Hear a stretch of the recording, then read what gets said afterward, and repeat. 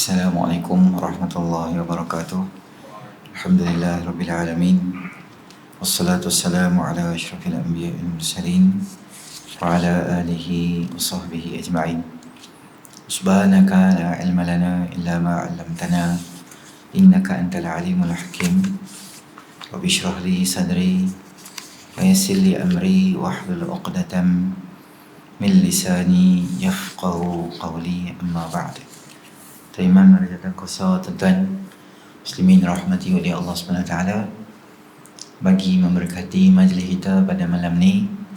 Mari sama-sama kita mulakan dengan bacaan surah Al-Kahfi ayat 1 sehingga 10. A'udzubillahi minasyaitonirrajim. Bismillahirrahmanirrahim. Alhamdulillahilladzi أنزل على عبده الكتاب ولم يجعل له عوجا قيما لينذر بأسا شديدا من لدنه ويبشر المؤمنين الذين يعملون الصالحات أن لهم أجرا حسنا ماكثين فيه أبدا وينذر الذين قالوا اتخذ الله ولدا ما لهم به من علم ولا لآبائهم كبرت كلمة تخرج من أفواههم إن يقولون إلا كذبا فلعلك باخع نفسك على آثارهم إن لم يؤمنوا بهذا الحديث أسفا إنا جعلنا ما على الأرض زينة لها لنبلوهم أيهم أحسن عملا وإنا لجاعلون ما عليها صعيدا جرزا أم حسبت أن أصحاب الكهف والرقيم كانوا من آياتنا عجبا إذ أوى الفتية إلى الكهف فقالوا ربنا آتنا من لدنك رحمة وهيئ لنا من أمرنا رشدا. Sadaqallahul azim. Tuan-tuan muslimin rahmati oleh Allah, kita sambung lagi kitab kita berkaitan hadis yang ke-11 dalam siri yang kedua berkaitan dengan syafa'atul uzma atau kata pengarang Nabi Muhammad sallallahu alaihi wasallam memberi syafaat yang agung. Dalam siri yang sebelum ni kita ada cerita sikit kat tuan-tuan apa yang berlaku dalam kisah Nabi Adam alaihi salam, apa juga yang berlaku dalam kisah Nabi Allah Nuh alaihi salam, dan juga yang ketiga adalah berkaitan dengan Nabi Allah Ibrahim alaihi salam. Jadi apabila penduduk mahsyar dah pergi jumpa tiga-tiga nabi ni, semua nabi-nabi ni rasa diri ni rasa macam tak mampu nak cakap dengan Allah Ta'ala. Dalam keadaan Allah yang marah sangat pada hari ini, maka Nabi Ibrahim AS dia cadangkan supaya apa kata hampa pergi jumpa Nabi Allah Musa AS, mungkin dia boleh tolong hampa. Sambungan hadis tu kata Nabi SAW, izhabu ila Musa fayatuna Musa fayaquluna ya Musa anta Rasulullah sallallahu alaihi wasallam faddalakallahu birisalati wa bitaklimihi 'alan nas. Maka Nabi Ibrahim kata, pergilah kamu kepada orang yang selain daripada aku. Pergilah kamu kepada Musa alaihi salam. Dan mereka sampai kepada Musa dan mereka berkata, wahai Musa, engkau adalah Rasul Allah yang Allah telah lebihkan kamu dengan risalahnya, dengan kenabian, wa bitaklimihi 'alan nas, dan kamu boleh berkata-kata dengan Allah Ta'ala. Maksudnya adalah wa kallamallahu Musa taklima. Dan Allah Subhanahu Wa Taala benarkan Nabi Allah Musa AS berinteraksi direct terus dengan Allah Subhanahu Wa Taala. Maknanya cerita dulu, kamu ni bukan orang biasa. Dahlah Nabi, dahlah Allah bagi kelebihan dengan risalah, dengan kenabian. Kemudian ada satu kelebihan, boleh cakap-cakap dengan Allah Ta'ala secara direct. Boleh tak? Ala tara ma nahnu fihi. Tidakkah kamu lihat apa keadaan kami sekarang ni? Maknanya kami pun dah teruk dah macam ni. Ulang ayat yang sama. Ala tarawna ma qad balagana fayaqulu lahum Musa inna rabbi qad ghadiba al-yawma ghadaban wa lam yaghdab qablahu mithlahu. Wahai Musa alaihissalam, tidakkah kamu lihat apa yang telah sampai pada kami? Maknanya keadaan kami. Dan Nabi Musa alaihissalam berkata pada mereka, sesungguhnya Tuhan aku sangat marah pada hari ini, dan kemarahan Allah ni tak pernah lagi Allah marah macam ni. Keadaan sangat murkanya Allah Ta'ala sebelum atau lepas ni.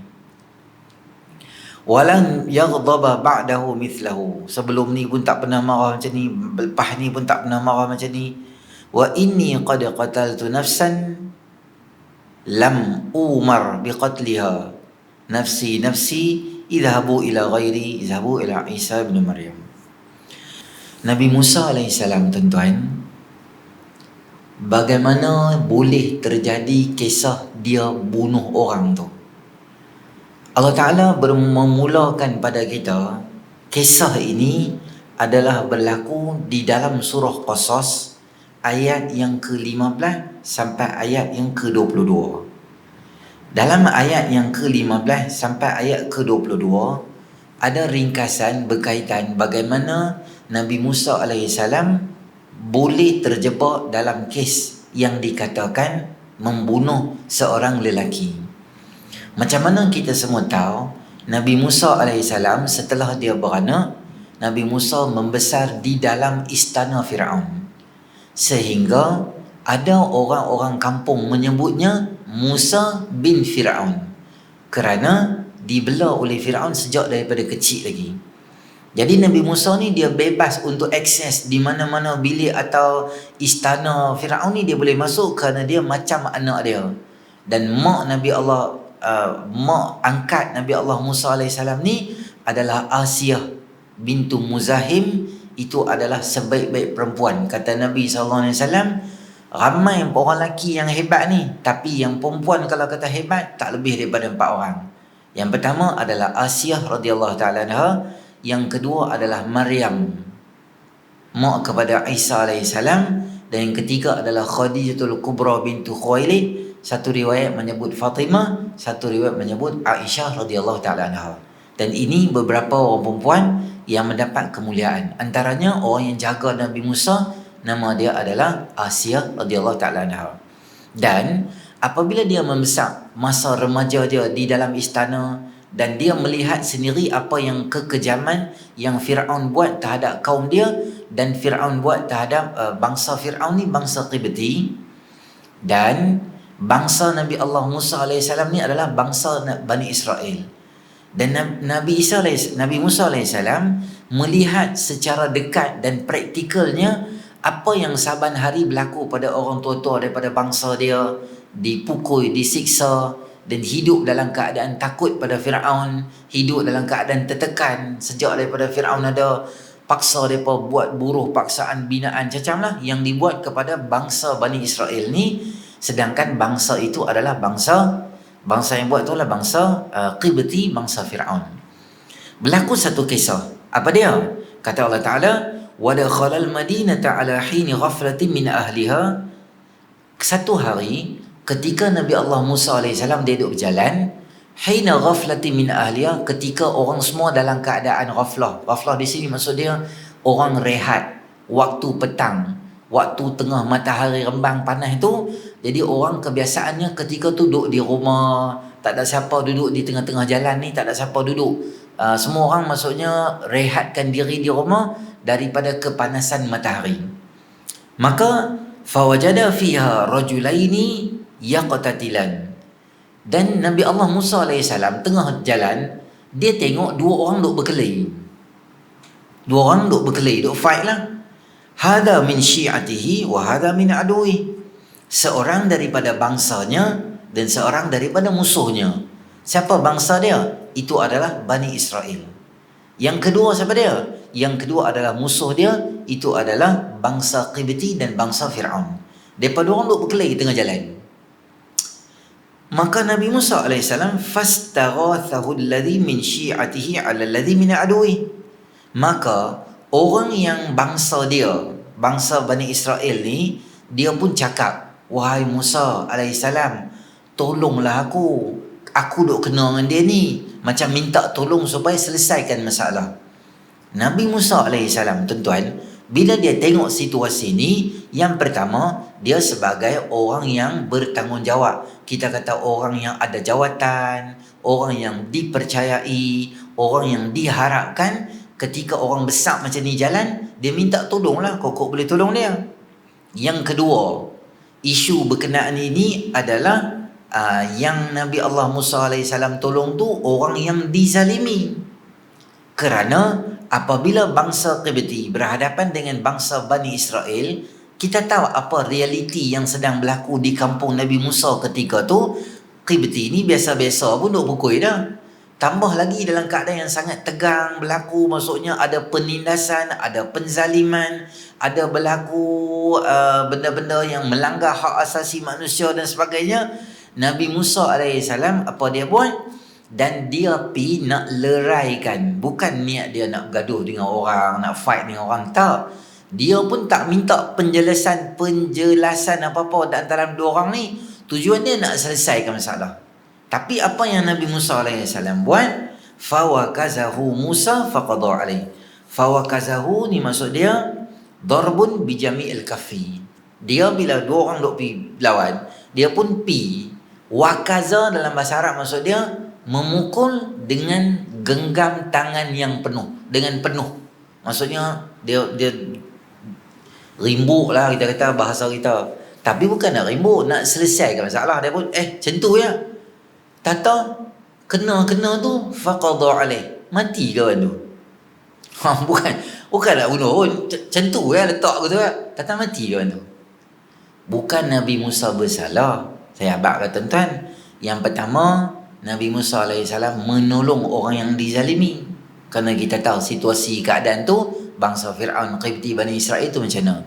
Yang kedua, dia tak bermaksud nak membunuh orang tu. Dia hanya tujuan dia nak selesaikan masalah, tak mau berlaku penzaliman. Dan yang ketiga, Nabi Musa AS kita kata tak sengaja, bukan dengan niat nak membunuh orang tu. Dan juga Nabi Musa AS kebiasaannya orang kalau kena tumbuk macam tu tak mati. Itu bukan tujuan nak bunuh, melainkan Nabi Musa ambil pisau, rodok perung kawan tu banyak kali. Kita tak boleh lah kata memang tujuan pisau tu memang nak bunuh orang. Tapi ni tangan je, tumbuk biasa je. Dan kebiasaannya tak, itu betul-betul lah nak jadikan punca azab, punca kawan tu meninggal. Maka disebabkan dia letak tu tangan, dia pun meninggal. Dan benda tu tuan-tuan, kita tak boleh kata benda tu sebagai satu benda membunuh. Kerana apa? Para anbiya alaihi salatu wassalam dipelihara oleh Allah Subhanahu taala dari sebarang maksum daripada segala benda yang melibatkan dosa, maksiat, jenayah, kesilapan, kegelinciran atau apa sahaja, sama ada dia sebelum jadi Nabi ataupun dia lepas jadi Nabi. Dan kita tahu pula tambahan hujah, kata para alim ulama dalam syarahkan ayat ni, tambahan pula Nabi Musa AS dia buat benda tu sebelum dia jadi Nabi lagi. Dia jadi Nabi bila dia dah lari daripada Mesir, dia pergi ke Madian, jumpa dengan Nabi Syuaib, pak mentua dia, menikah dengan Nabi Syuaib. Selepas menikah dengan Nabi Syuaib, rindu kat Mesir, lama dah 10-11 tahun tak balik, bawa isteri dia on the way balik. Kemudian baru jumpa api di atas bukit Tursina, cahaya naik di atas, baru innani alallahu la ilaha illa ana fa'budni wa aqimis salata li zikri. Wahai Musa, hari ni ku lantik hang jadi nabi semua. Pelantikan jawatan nabi berlaku bila? Setelah Nabi Musa AS balik daripada Madian.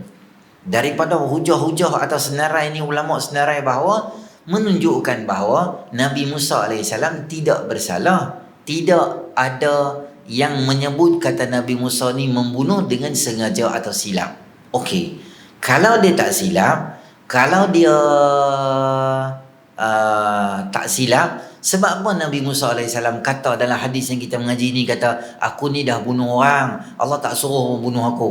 Tuan-tuan, itu percakapan orang yang duduk di maqam para anbiya. Walaupun benda tu tak salah, macam kita bincang kes Nabi Ibrahim, benda tu tak salah, cara cakap macam tu betul je. Aku geram, aku sakit, bukan aku sakit badan, sakit hati tengok perangai hampa. Benda tu tak salah. Tapi bila dia Nabi, dia rasa benda tu, benda yang dia buat tu tak salah pun, tapi menyelubungi dia. Orang baik-baik ni tuan-tuan, bukan kata dia tak semayang, dia semayang lambat pun dia sedih. Dia rasa macam gelisah. Dia macam, orang ni tak semayang lagi ni, mau 1.50. Kawan dia tak apa, dah 1.50 buat teruk tu. Aku selalu semayang 4.20. Dia zohor lagi 14 minit nak habis baru dia semayang. Bagi dia tak ada apa. Tapi orang yang istiqamah buat benda baik, dia rasa macam salah sangat. Aduh, orang ni tadi aku beli RNR, tadi tu aku beli. Dia kata aku tak cukup-cukupang. Dia kata tak apalah abang beli ayak, terima bayar dia. Aku lupa nak bagi kat dia. Dah lepas simpan renggam semua, simpang pulai, pusing main balik. Allahu Akbar. Balik dia rasa macam kupang pun. Tapi dia punya perasaan tu, sebab orang baik-baik ni dia tak sama dengan orang biasa. Birrul muhsinin sayyiatul muqarrabin. Mungkin baik di kalangan, benda tu mungkin baik di kalangan orang yang baik, tetapi bagi orang yang muqarrabin, dekat dengan Allah, benda tu tak okey. Benda tu rasa macam tak betul dan salah dan tak apa okey. Dia rasa macam tu. Contoh semayang lambat, tertinggal semayang, ada dosa dia buat. Katalah tak pakai stokin tangan, tak pakai stokin kaki, keluar rumah, lepas tu ada TNB ke postman mai ke, tertengok kaki dia. Satu hari dia serabut duduk di rumah tu. Telefon suami dia, minta maaf lah bang, awaknya tadi dah abang baca meter tu nampak ada kaki, dia ingat tak ada orang. Tata dia cuih keluar kat situ. Dia rasa satu hari tu dia duduk menangis sebab dia rasa benda tu bersalah sangat. Padahal kita, Allah nampak kaki je, bukan nak mati pun buat teruk. Kita rasa biasa, tapi bagi dia, dia tak biasa. Tu kita lah. Tambah para anbiya alaihi salatu wassalam, maka dia rasa sangat bersalah dengan apa yang telah berlaku pada diri dia. Sebab tu Nabi Musa kata, hadza min amali syaitan innahu aduwwum mudillum mubin. Ini adalah amalan syaitan. Ulama bincang, adakah Nabi Musa ni terpengaruh dengan syaitan sehingga dia bunuh? Tak. Kerana apa? Kerana para anbiya alaihi salatu wassalam dipelihara oleh Allah Subhanahu wa taala daripada sebarang gangguan atau bisikan sehingga boleh mencetuskan benda-benda dosa, bunuh dan sebagainya. Tak. Para anbiya terpelihara oleh Allah. Dah tu Nabi Musa kata ini amalan syaitan. Makna dia apa? Kebiasaannya apabila pembunuhan berlaku, pembunuhan itu hanya akan dikaitkan dengan godaan syaitan yang sangat kuat sehingga akan menyuruh orang untuk bunuh orang. Sehingga dia kata innahu aduwwum mudillum mubin. Dia adalah musuh yang menyesatkan dan sangat nyata kesesatan dan musuh dia, kata Allah Subhanahu wa taala. Itulah kisah yang berlaku. Kemudian Nabi Musa qala rabbi inni zalamtu nafsi faghfirli faghfaralah innahu huwal ghafurur rahim. Ayat 16. Ya Allah, aku telah zalimi diri aku dengan kezaliman yang banyak, ampunlah dosa aku dan kami pun ampun dosa dia. Innahu huwal ghafurur rahim. Sesungguhnya Allah Subhanahu wa taala Tuhan yang Maha Pengasih, Maha Penyayang. Apa makna Nabi Musa menzalimi diri dia? Adakah Nabi Musa akui itu sebagai satu kesilapan? Macam saya bincang kat tuan-tuan tadi, perasaan bersalah tu, benda tu tak salah pun, tapi dia rasa bersalah sampai dia nak istighfar dengan Allah, sampai dia nak taubat dengan Allah. Begitu para anbiya sifat dia. Nabi tak ada dosa pun, tapi istighfar satu hari berapa kali? 70 ke 100 kali. Sebab demikian para Nabi alaihi salatu wassalam, Allah beri pada mereka luar biasa keimanan dan keutuhan takwa mereka pada Allah Subhanahu wa taala. Jadi Nabi Musa rasa, aku macam ada penghalang aku nak cakap dengan Allah. Aku tak clear. Line aku tak clear dengan Allah. Ada benda yang menghantui perasaan aku. Dan aku rasa kemungkinan ini akan menyebabkan Allah marah lagi kat aku esok dekat akhirat. Sekarang ni. Jadi aku tak maulah. Kalau boleh hampa boleh tak pergi bincang dengan Nabi lain pula. Aku tak mampu nak tolong hampa dah. Kata Nabi Musa AS, pergilah kamu kepada Isa ibnu Maryam. Dan mereka menemui Nabi Allah. Dan mereka datang kepada Isa AS. Lalu mereka berkata, wahai Isa, engkau adalah utusan Allah. Engkau berbicara pada manusia ketika engkau masih berada dalam buai. Kalimahnya disampaikan kepada Maryam dan ruhnya. Semua Nabi-Nabi bila orang mahsyar ni jumpa, cerita tentang kehebatan, cerita tentang kemuliaan, cerita tentang mukjizat-mukjizat Allah beri kepada Nabi Allah Isa AS. Apa dia Allah beri pada Nabi Isa AS? Nabi Isa ni Allah bagi kat dia dua benda. Satu, boleh cakap masa kecil.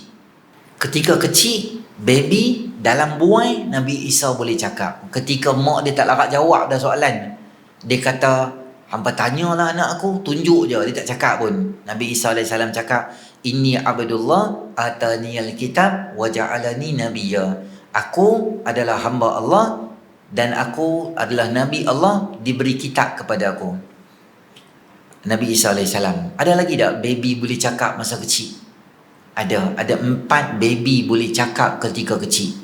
Yang pertama, Nabi Allah Isa AS. Yang kedua adalah Syahid Yusuf, yang menjadi saksi evidence yang paling besar dalam kes Nabi Allah Yusuf dan Zulaikha.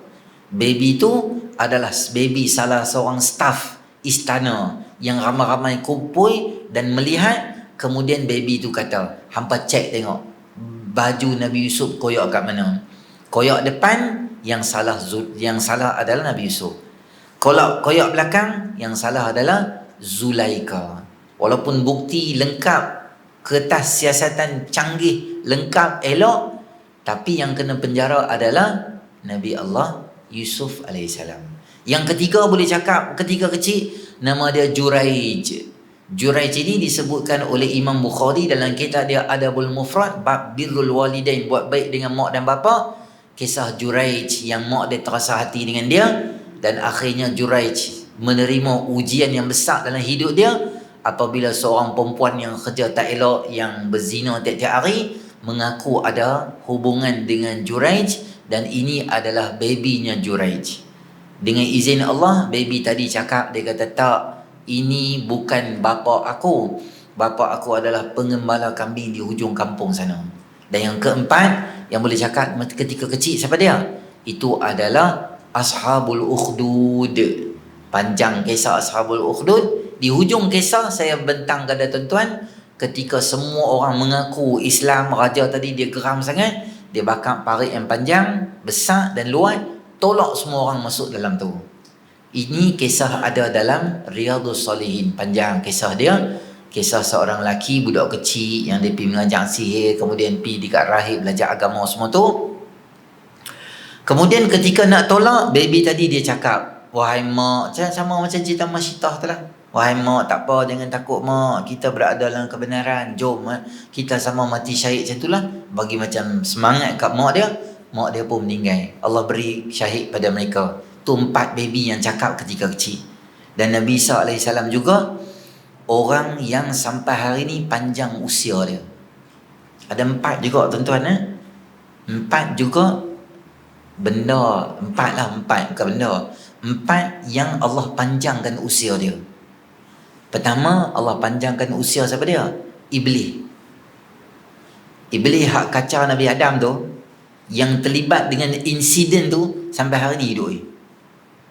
Yang dia buat naya pada Nabi Adam tu, setan tu, iblis tu, sampailah dia ada lagi. Umur dia Allah panjangkan. Tu yang pertama. Yang kedua, Allah panjangkan usia siapa? Nabi Allah Isa AS. Barrafa'ahu Allahu ilaih. Allah angkat dia. Nanti akhir zaman dia akan turun untuk mematahkan salib dan membunuh khanazir atau khinzir. Khinzir, semua babi dia akan bunuh, dan sebagai pelengkap pada pakej akhir zaman dan tanda-tanda besar kiamat. Yang ketiga, panjang usia dia siapa dia? Adalah Dajjal. Sayyidina Tamim Ad-Dari radhiyallahu anhu pernah jumpa. Dia hidup zaman tu sampai hari ni, Allah panjangkan usia. Lokasi tidak diketahui. Akan keluar bila? Bila tanda-tanda dia mula kelihatan, dia akan mula keluar. Dan yang keempat, Allah panjangkan usia dia siapa dia? Ya'juj dan Ma'juj. Ada tak lagi? Ada. Di mana? Buka surah Al-Kahfi. Atuni zubaral hadid hatta idza sawa baina as-sadafaini qala anfukhu hatta idza ja'alahu naran qala atuni ufrigh alaihi qitra. Wahai Zulqarnain, tolonglah kami. Ya'juj dan Ma'juj tu buat haru dengan kami, kacau kami. Zulqarnain kata, boleh, hampa tolong aku. Ni tempat hampa kan?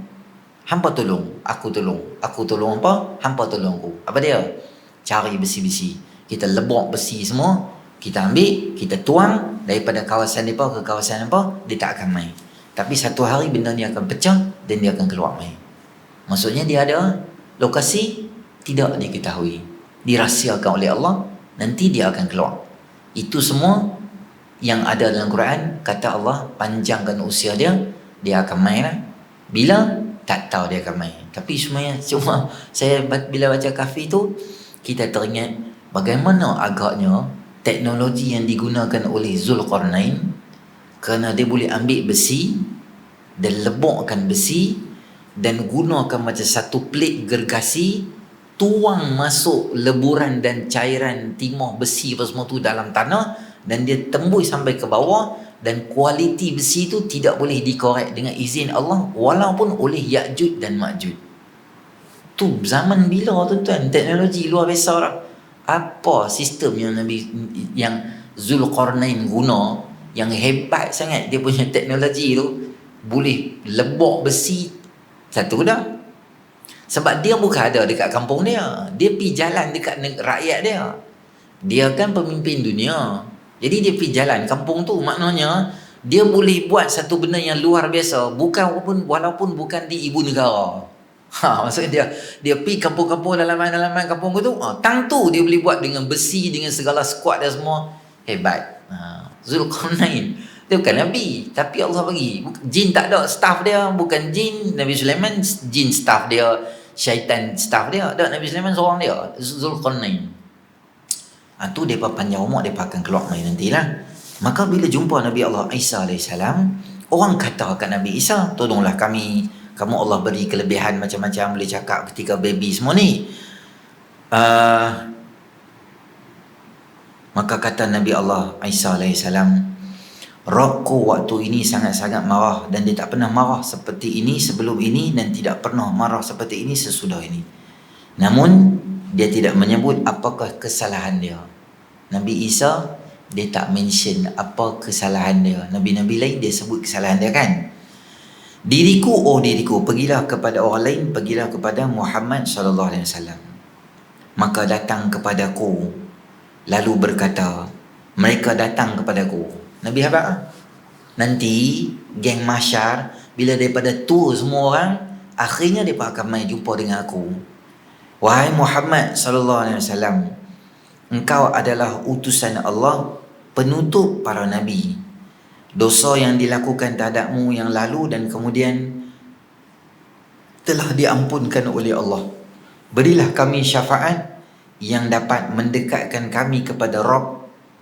Adakah kamu tidak melihat keadaan kami? Orang mai jumpa Nabi, orang kata, kamu Nabi yang terakhir Rasulullah, bantulah kami, kami tak tahu Nabi manalah, kamulah penyelamat kami.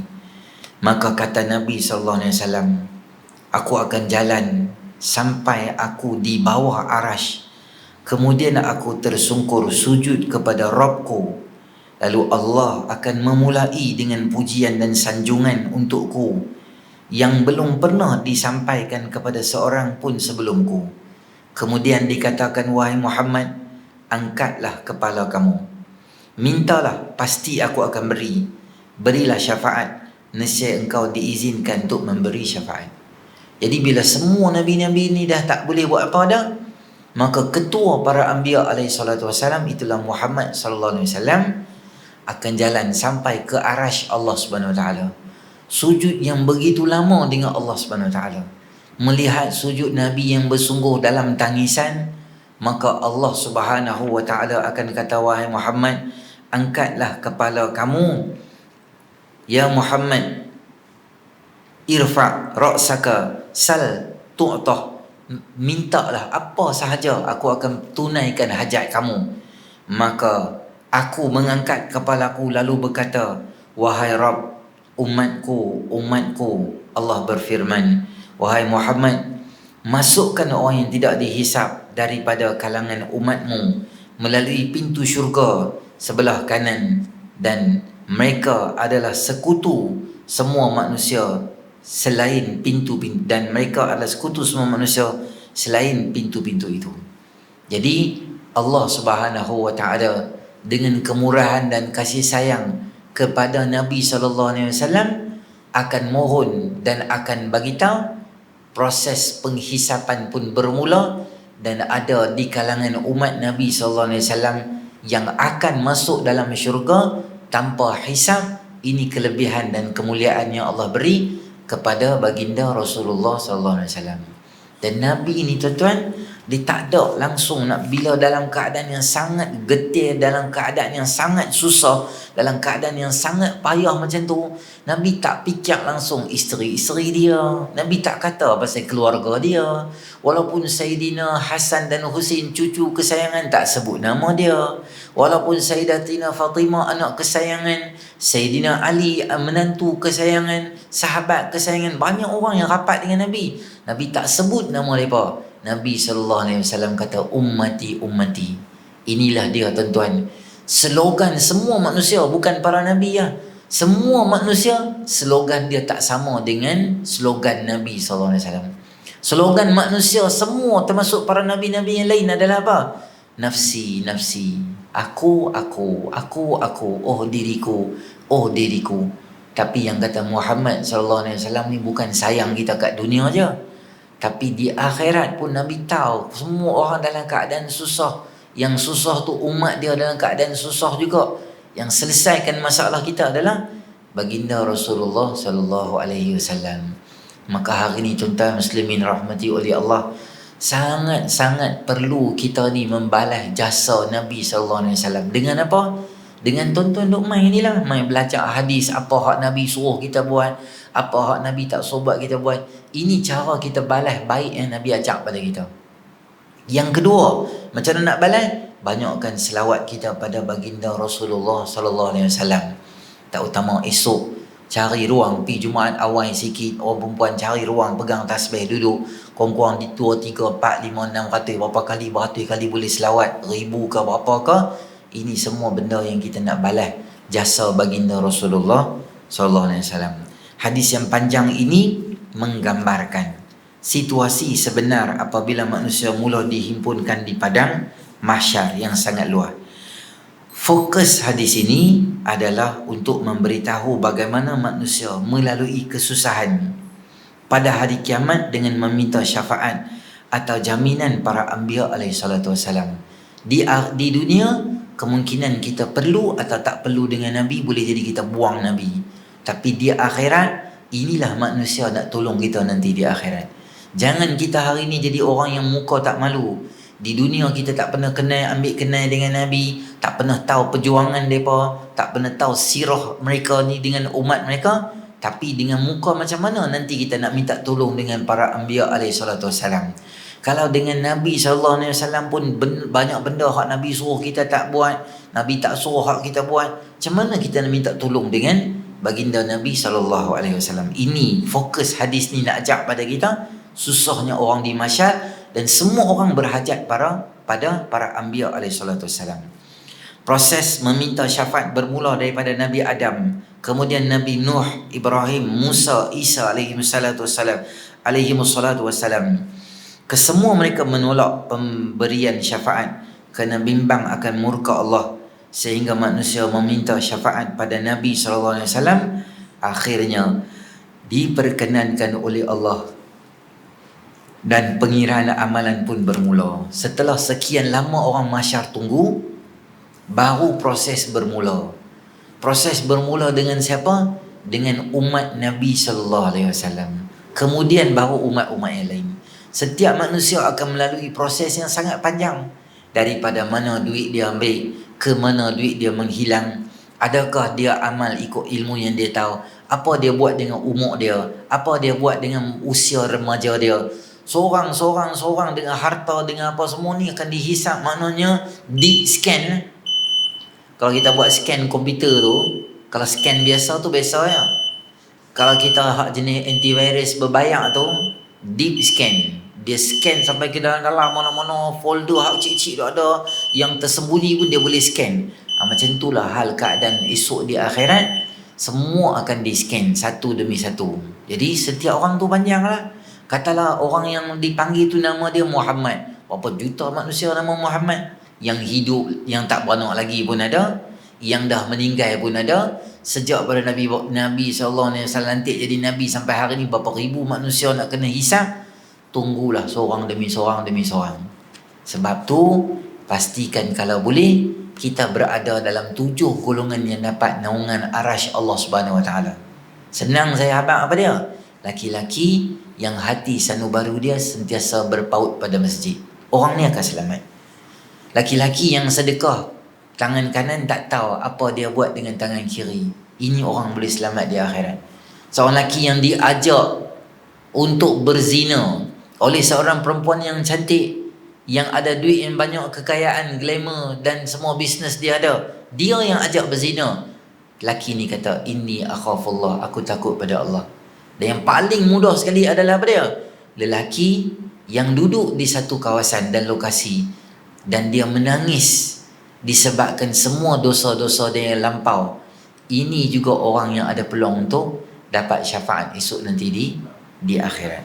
Dan syafaat yang diberikan oleh Nabi SAW ini dinamakan syafaatul uzma, iaitu syafaat yang agung dan besar diberikan oleh Allah kepada baginda Rasulullah SAW. Di hujung hadis tu tuan-tuan tengok, setelah baginda SAW bersabda, demi zat yang jiwaku berada di tangannya, jarak di antara 2 daun pintu-pintu syurga adalah seperti jarak di antara Mekah dengan Hajar, atau Mekah dengan Busra di Syam. Tuan-tuan tengok muka surat 40 di hujung hadis, hujung tu. Setelah disemak, menurut pendapat seorang Syekh Abdul Majid Zindani, seorang ulama Yaman, beliau menemukan fakta saintifik geografi yang menakjubkan. Setelah disemak melalui aplikasi Google Map, jarak di antara kota Mekah dengan kota Hajar di Bahrain adalah sejauh 1272 km. Jarak yang sama juga di antara kota Mekah dengan kota Busra di Syam. Nabi kata, daun pintu syurga, maknanya pintu syurga ni kalau dia tekuak, dia buka daripada pintu ni ke pintu ni, jarak sama macam Mekah dan Hajar di Bahrain, atau sama jarak macam Mekah dengan Busra di Syam. Nabi cakap macam tu je. Sebab itulah kata-kata Nabi ni kita katakan apa? Wahyu dari Allah. Masa tu Nabi tak tahu jarak secara tepat tu macam mana. Nabi cakap ya. Tapi tu bukan main cakap saja gitu je. Bila orang kaji, sama jarak 1272 km daripada Hajar di Bahrain dan Mekah, dan Mekah dan Busra di kota Syam. Jarak tu luar biasa. Ada buku satu tuan-tuan, bukti saintifik Nabi. Buku tu bagus. Dia kumpul semua hadis-hadis Nabi yang berkaitan dengan saintifik. Contohnya berkaitan dengan lalat, sayap lalat tu. Dia buat kajian. Sebab apa Nabi suruh rendam? Betul ke 2 sayap ni ada betul tak betul? Nabi cakap je. Rupanya bila masuk dalam lab, pergi tengok, memang betul apa hak Nabi SAW cakap tu. Hadis ini menambah keyakinan kita kepada baginda Rasulullah SAW apabila dibuat kajian demi kajian oleh orang-orang yang saintifik dan sebagainya. Baik, pengajaran hadis ada 4. Setiap manusia ada silap. Sama ada dia wa imma dia seorang nabi. Pelaku kesilapan yang terbaik adalah orang yang sentiasa bertaubat. Saya agak kurang selesa dengan ayat ni lah. Setiap manusia melakukan kesilapan walaupun dia nabi. Dari segi a'rad basyariah ni, maksud dia boleh berlaku kesilapan, tapi Allah pelihara daripada dosa, maksiat dan sebagainya. Allah pelihara para nabi. Silap yang dimaksudkan oleh pengarang dalam ni bukanlah tersilap buat dosa, tersilap buat maksiat, tak. Silap tu macam manusia yang biasa, a'rad basyariah yang biasa. Para nabi terpelihara daripada melakukan dosa, dan semua kesilapan mereka telah pun diampunkan oleh Allah. Nabi-nabi dah diampun. Kata dia buat pun Allah ampun dosa dah. Padahal tak terlibat pun dengan dosa, Allah jaga mereka. Kemurkaan Allah pada manusia adalah disebabkan majoriti manusia melakukan kesilapan dan tidak memohon ampun pada Allah. Oleh sebab murkanya Allah, para nabi pun bimbang dan malu untuk mohon syafaat daripada Allah. Kemurkaan Allah itu menjadi reda apabila sendiri diminta sendiri oleh kekasihnya, junjungan baginda Rasulullah sallallahu alaihi wasallam. Ketepatan jarak dalam perumpamaan disebutkan Nabi hanya dapat dibuktikan pada masa sekarang, membuktikan bahawa percakapan Nabi adalah benar. Baginda tidak bercakap dengan hawa nafsu, melainkan diwahyukan oleh Allah Subhanahu wa taala. Jadi insya-Allah nanti kita akan tengok hadis berkaitan Telaga Kausar ni panjang. Bukan panjang, dia banyak. Hadis 12, hadis 13 berkaitan telaga, hadis ke-14 masih berkaitan telaga, hadis ke-15 keharuman telaga, sampai lebih kurang 4-5 hadis berkaitan telaga. Saya cakap satu benda tuan-tuan sebelum kita nak habis. Baru ni saya